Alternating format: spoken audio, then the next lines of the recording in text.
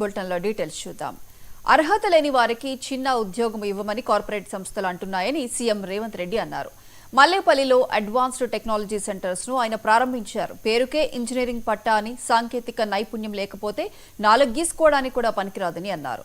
మట్టిలో మాణిక్యాలను వెలికి తీయాలని ఏటీసీలు, స్కిల్ స్పోర్ట్స్ యూనివర్సిటీలను ప్రారంభిస్తున్నామని చెప్పారు. త్వరలో మరో 53 ఏటీసీలను ఏర్పాటు చేస్తామని సీఎం వెల్లడించారు. అర్హత లేని వాళ్లకు చిన్న ఉద్యోగం కూడా మేము ఇవ్వము అని చెప్పి ఈరోజు ప్రైవేట్ కార్పొరేట్ కంపెనీలన్నీ స్పష్టంగా చెబుతున్నాయి. అందుకే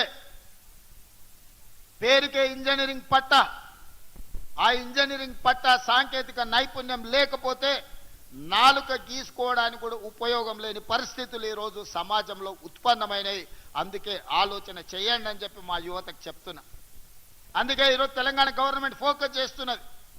ఈ అడ్వాన్స్ టెక్నాలజీ సెంటర్లను, స్కిల్ యూనివర్సిటీని, స్పోర్ట్స్ యూనివర్సిటీని ఇవన్నీ ఎందుకు ప్రారంభిస్తున్నామంటే మట్టిలో మాణిక్యాలను వెలికి తీయాలి, తెలంగాణ సమాజంలో ఉన్న చైతన్యాన్ని సాన పట్టాలి, వాళ్ళ జీవితాలను తీర్చిదిద్దాలన్నదే మా ప్రభుత్వం యొక్క ఆలోచన.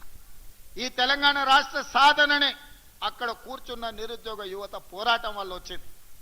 వాళ్ళ ఆకాంక్షలు, వాళ్ళ భవిష్యత్తు బాగుంటుంది, ఉద్యోగ ఉపాధి అవకాశాలు వస్తాయని. పాలకుల నిర్లక్ష్యం వల్ల 10 సంవత్సరాలు ఏది జరగలే. కానీ ఈనాడు మీ సోదరుడు మీలో నుంచే ఒక 20 సంవత్సరాలు లేకపోతే మీలాకనే నేను కూడా అక్కడ కూర్చున్నవాడినే. 2006 కంటే ముందు నేను కూడా మీలా పెద్ద నాయకులు సమావేశాలు పెడితే వేదిక ముందు మీలాగా ప్రేక్షకుడుగా కూర్చున్నోనే. కానీ అక్కడి నుంచి ఇక్కడికి వచ్చినా అంటే నిరంతరం కష్టపడి పని చేయడం వల్ల, మీరందరూ ఆశీర్వదించే అవకాశం ఇవ్వడం వల్ల. అర్హత లేని వాళ్లకు చిన్న ఉద్యోగం కూడా మేము ఇవ్వము అని చెప్పి ఈరోజు ప్రైవేట్ కార్పొరేట్ కంపెనీలన్నీ స్పష్టంగా చెబుతున్నాయి. అందుకే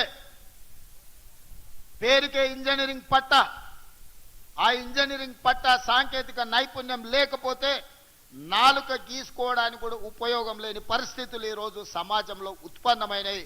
అందుకే ఆలోచన చేయండి అని చెప్పి మా యువతకు చెప్తున్నా. అందుకే ఈరోజు తెలంగాణ గవర్నమెంట్